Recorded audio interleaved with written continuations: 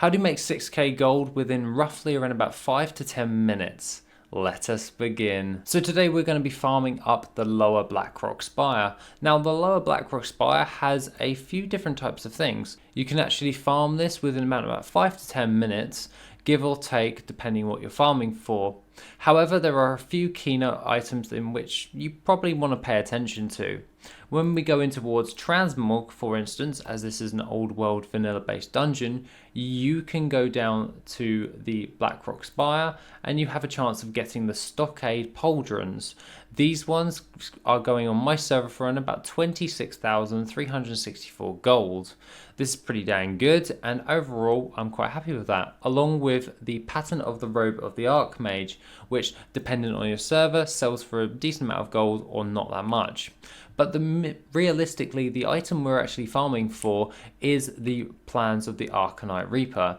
Now I did this a while back when it comes towards my lazy gold making method, and thus we'll be farming for the plans of the Arcanite Reaper.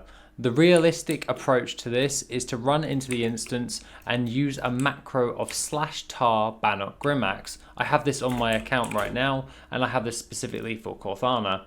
It's literally /tar Bannok Grimaxe. What you'll be wanting to do is run out and reset the instance when you're actually farming this, and we're going to time how long this actually takes. Hopefully we can actually get the rare spawn to actually spawn, as he spawns on average, from my findings of doing around about 5 hours of this actual farm, he spawns twice every 10 lockouts and has a 10% chance of dropping the plans of the Arcanite Reaper. What you're going to be wanting to do is just jump over here and then jump down. He spawns in 3 different locations towards this actual farm, and thus I can jump all the way down and kill him, and immediately I get the plans of the Arcanite Reaper for 6,000 gold within less than a minute. That's pretty dang good, but you can actually scale this quite a lot. However, you can take this further and run all the way through the instance and take them out for additional transmog. However, this dungeon does provide you with a lot of an additional transmog when it comes towards this. Now, I've just jumped into the lava, and that is so I actually kill my character in order to reset them back to the beginning. Otherwise, I have to go all the way back up the towers, and that takes way too long in order to do. So it's easier for me to just jump into the lava and let the lava take me out. Once this is done, I can then go back and reset the instance. This is fairly easy to do, and then I can reset, jump back in, and then I can just rinse and repeat this process to see if Bannok is actually up.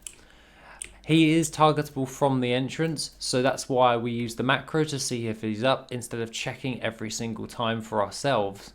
This is so we can actually just rinse and repeat running in and out of the instance, as we can take advantage of this targetability.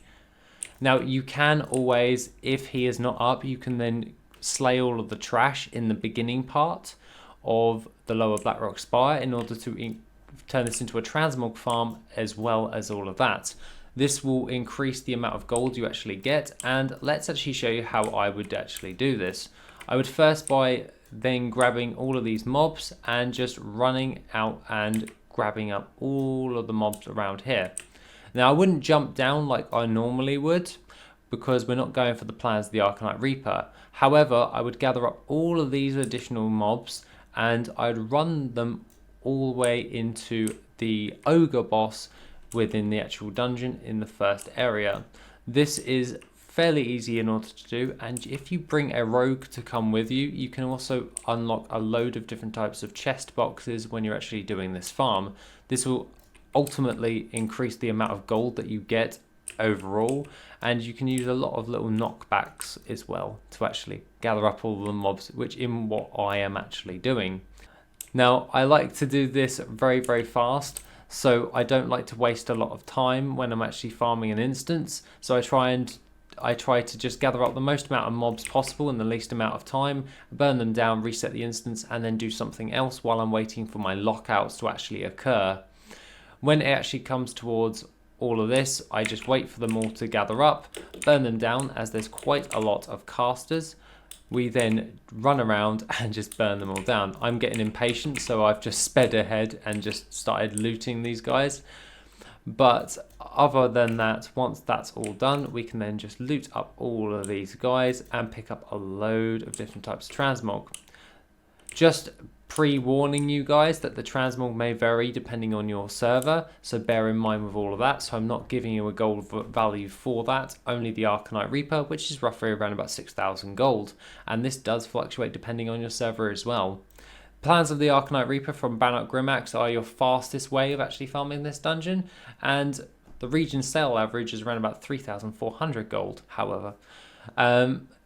And the plans of the Arcanite Reaper can also be learned by your blacksmith, which you can then make old world transmog, which you then can sell on the auction house for additional gold. So if you get a plans for yourself and a plans to sell on the auction house, that's pretty dang good. 10% drop chance. Overall, that's a very good gold farm in general.